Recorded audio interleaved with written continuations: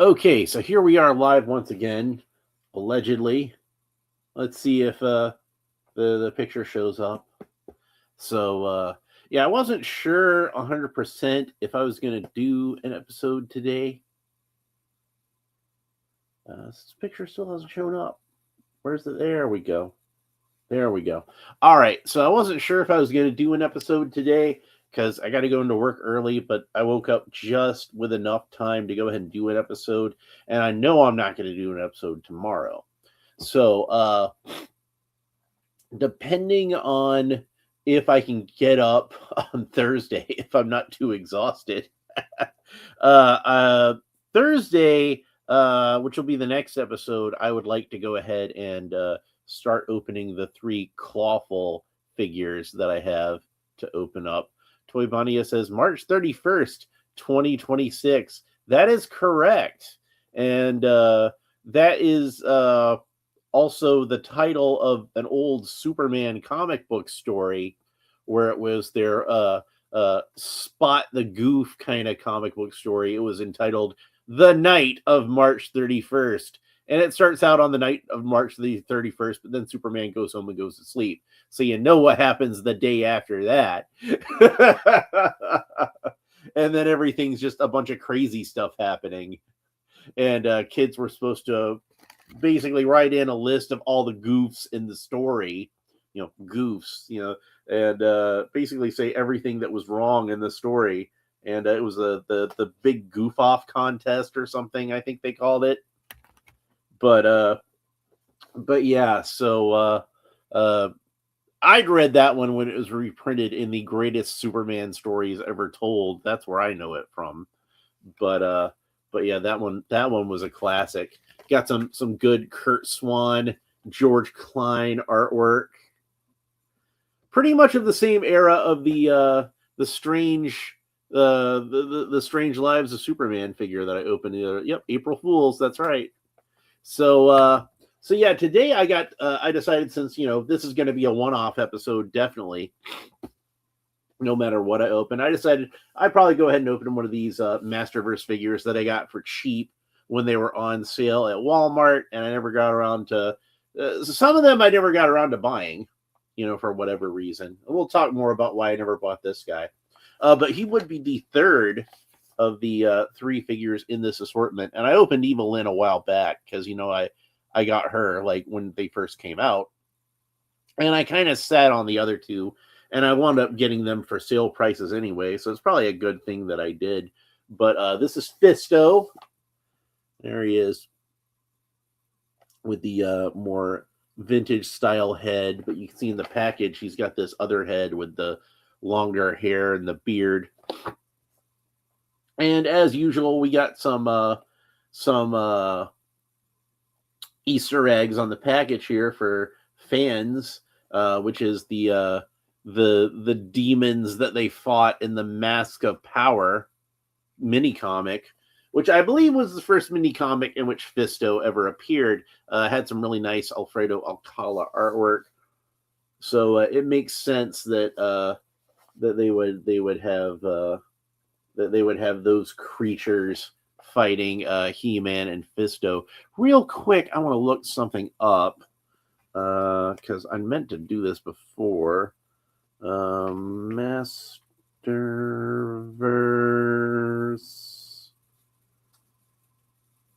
Jitsu.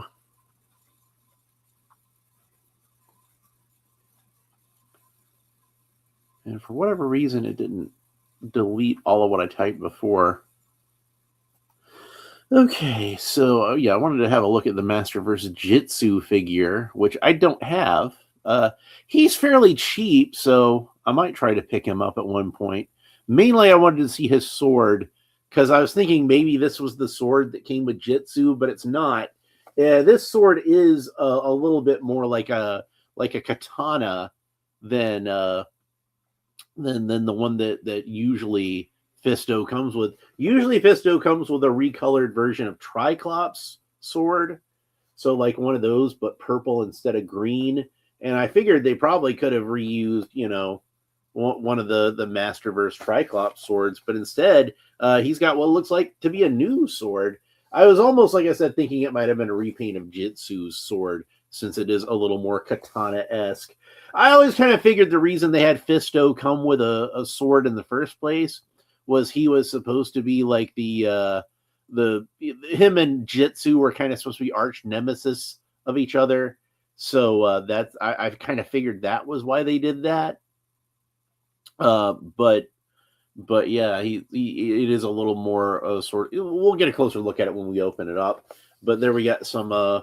There's the extra head, and there's the sword, and apparently you can swap out some parts on his prosthetic fist, so we can have some other pieces of equipment on there. So it says, Fisto, heroic master of hand-to-hand combat. After his hand was severed by Skeletor, Malcolm was bonded with the mystic Iron Fist. Hey, that's a Marvel character. The lawyers should have warned you about that. Now Fisto tracks the nefarious sorcerer across New Eternia in search of revenge. So, oh yeah, and then we got this. I forgot to show this. There's the artwork on the side with the New Eternia version of Fisto down at the bottom, and the portrait of the more vintage style. It's not an exact reproduction of the vintage head, but he looks more like the vintage version of the character. Anyway, let's go ahead and open them up. Now, a lot of people really like this figure from what I can see, and there's a lot to like on this figure, I think. But there was one thing that really bugged me, and that was why I kind of slept on it. And I was like, I've got the Revelation version, so at least I've got him covered. But I'll probably buy him if he goes on clearance. And lo and behold, he did indeed go on clearance. So here's what I'm talking about with that blade. It looks a lot more like almost kind of like a katana type of blade. It does have kind of like a little bit of an edge to it on the sides here. So it's almost kind of like it's shaped kind of like a katana blade from the side, but if you look at it from the edge, it's not quite as flat as one of those would be. So, and then it's got a hand guard on it, which is very un-katana-like. But, you know, it is what it is. Fisto got to come with a sword, you know. And it's not a bad sword. I like it fairly well. But I kind of like this new weapon a little bit better.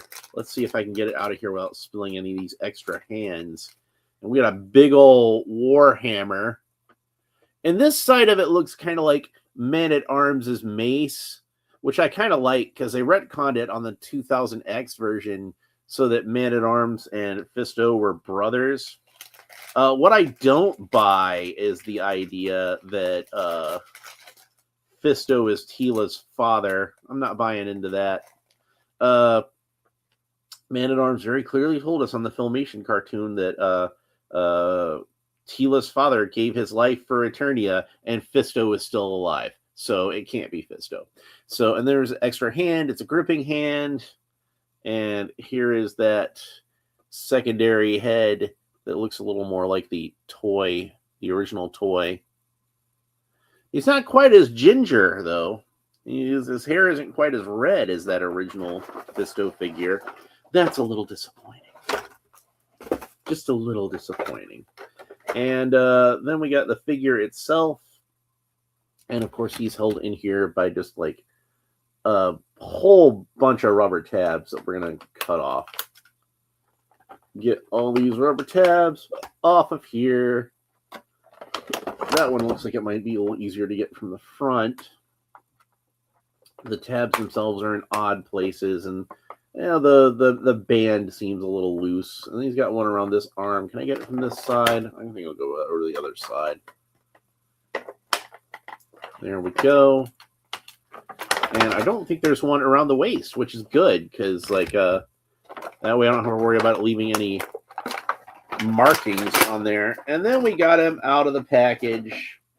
And let's talk about some of the things I like about this first. I really like this breastplate. I think they did a good job with his armor. His armor looks cool.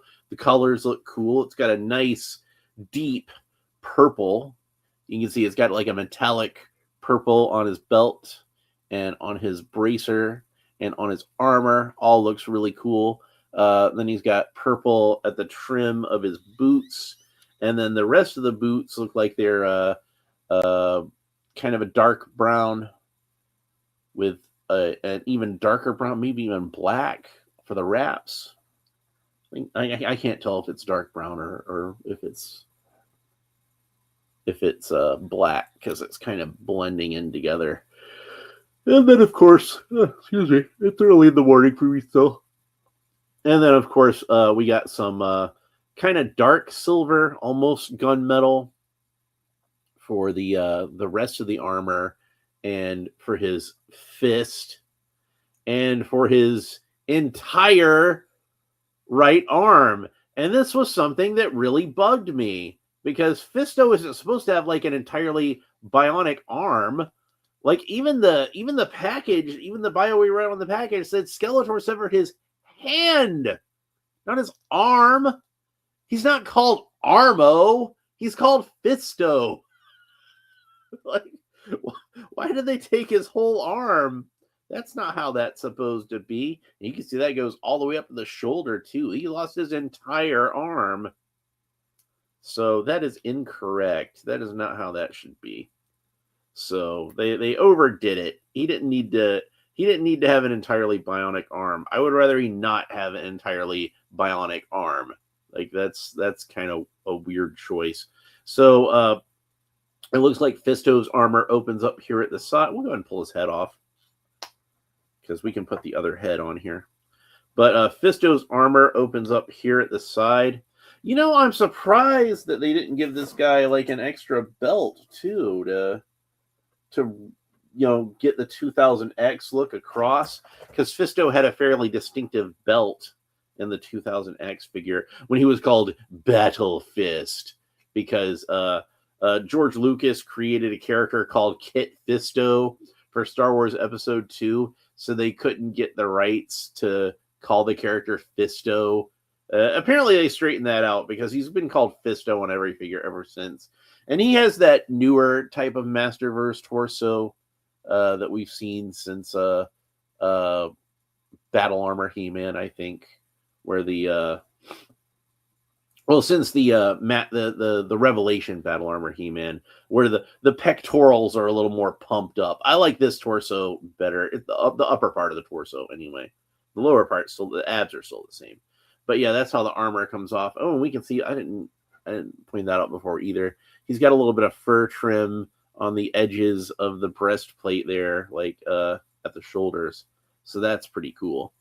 So let's go ahead and put the breastplate back onto him.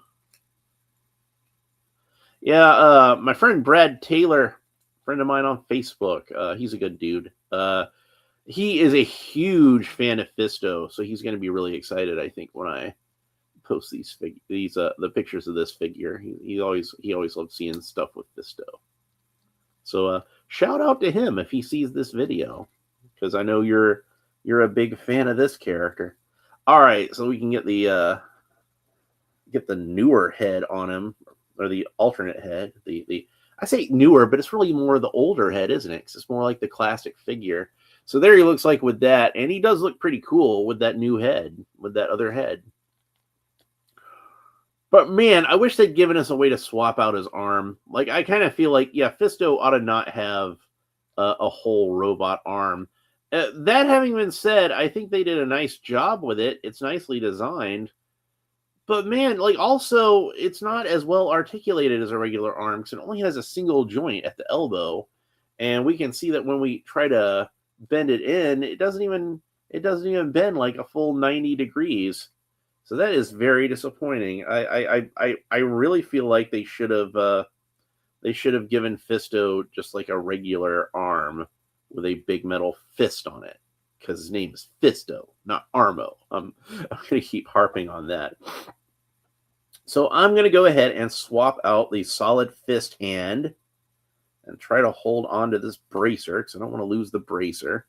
I'm going to swap out the solid fist hand for the gripping hand. He's not called Fisto because of his regular fist. He's called Fisto because of his giant metal fist. And he needs something to hold at least one of these cool weapons.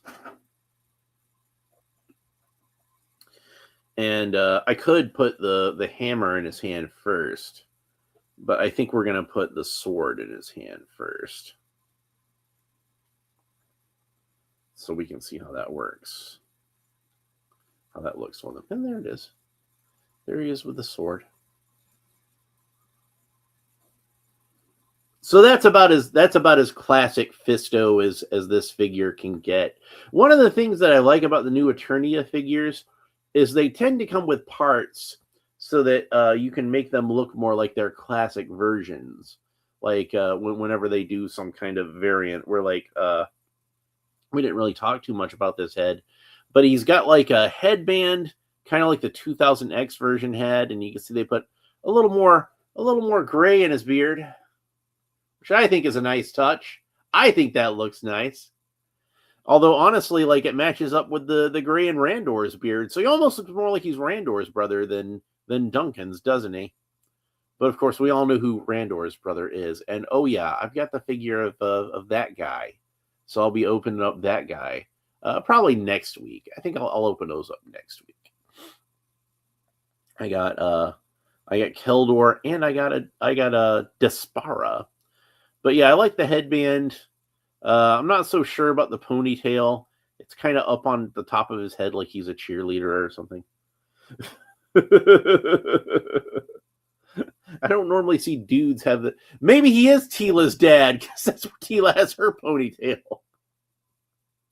I don't know. Can we see a family resemblance there? Maybe that's what they were going for. I don't know. Oh, man.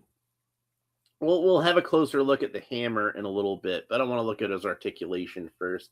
So Fisto can look up about that far, look down about that far, tilt his head kind of quizzically from side to side, rotate the head all the way around. Of course, Fisto's arms rotate all the way around the sides, and they raise up to the sides about that far. Fisto's got a bicep swivel, so the bicep rotates all the way around. We're going to do both arms since he's got two completely different types of arms. Did I get this out of joint? There we go. Okay. All right. And there we go. As I pointed out before, he does not quite have 40 degrees or 90 degrees of articulation there. So that is unfortunate. He does have double jointed elbows on his flesh arm. And that's about the range of motion you get there. And then he's got the typical Masterverse wrist articulation here. So it rotates all the way around, and then it moves back and forth. On his giant metal fist, all it does is rotate. So that's to be expected. And then we saw the torso or articulation underneath the armor, and it still works pretty well despite having this big old breastplate on there. You can still get some movement out of there. And then rotates all the way around at the waist. Fisto can kick up about that far. He can do the splits, no problem. He's got a thigh cut, so the thigh rotates all the way around. He's got double jointed knees. That's about the range of motion you get at the knees. And he's got a boot cut, so the boot rotates all the way around, although it's kind of stuck there, but I managed to get it loose. Foot points down about that far. Foot points down up about that far, and then the foot rotates all the way around. All right, so that's out of the way now. Let's go ahead and talk about this last accessory, which we haven't talked about. I did want to put some extra emphasis on this. So he got this big old battle hammer, and you can see it's got this pointy end over here that really penetrates. And then the man-at-arms looking mace section over here. So this is a pretty cool weapon, and this is probably going to become the default weapon for my version of Fisto. I'm going to probably leave this head on him and use this weapon. Because as cool as it is for Fisto to have a sword, and oh, he does have storage on the back for his sword, so we can put that back there. And it does lean towards the left, because of course Fisto is a lefty. Fisto has to be a lefty, at least as far as like, you know, what hand he holds his weapon in. Because this hand doesn't hold a weapon. This hand just is a weapon. But yeah, there he is with the Warhammer, looking very badass, I must say. He wears an awful lot of purple for a white guy. But yeah. So, but that's not all, because as we saw in the package, we can swap out the ends of this hammer with his fist. So let's go ahead and pull the fist off. And there we go. We can see it's got a little peg on there. And we can try some of these other attachments. First, let's do the mace.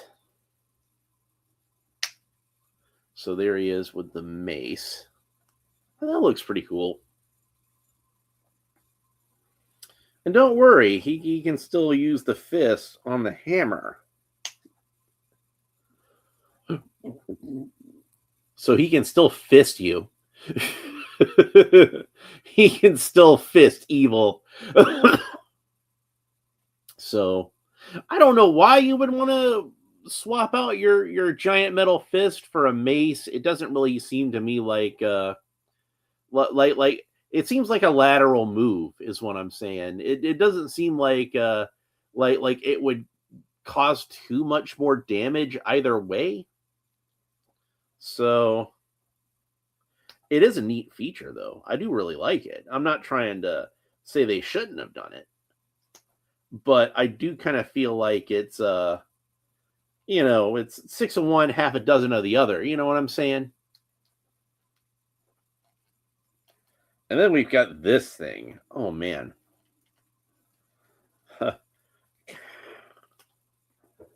And this one is giving me a really hard time coming out of the hammer. At least with the mace, I kind of felt like I had a little something to grip. But this one being kind of cone shaped, it's a little more difficult going.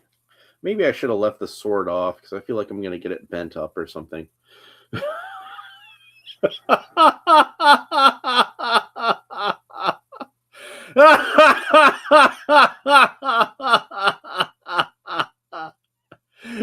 This is where he really needs to penetrate something.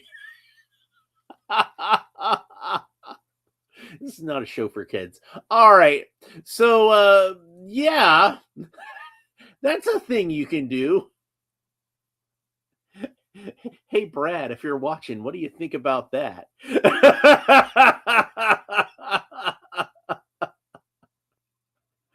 Oh man. Whew. All right, let's get that off of there.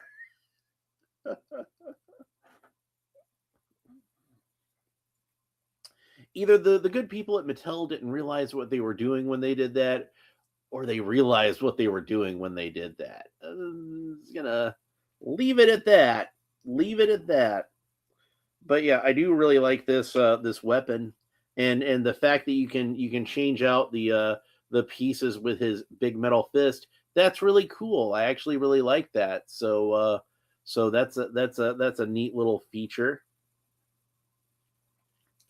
That makes the whole figure worth buying. And hey, I did get like an extra one of these for customs when they were on sale for like $10.